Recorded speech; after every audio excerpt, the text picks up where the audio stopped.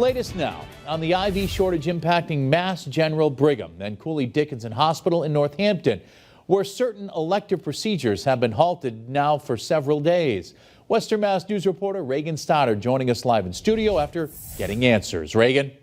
Chris, the effects of Hurricane Helene continue to spread across the country and to areas here in Western Mass as a local hospital deals with an IV shortage due to their main supplier's plant being destroyed in North Carolina.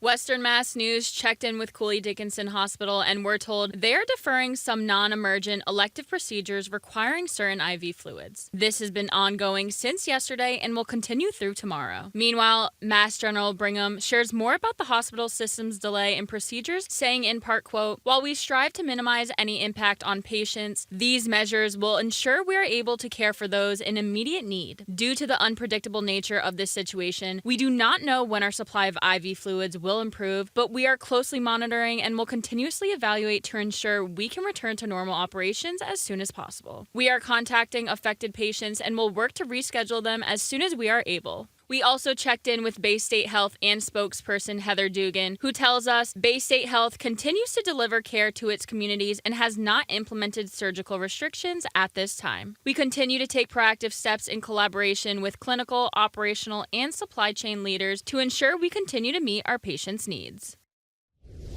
I'm told Cooley Dickinson will decide whether to resume elective procedures later this week. Reporting live in studio, Reagan Stoddard, Western Mass News.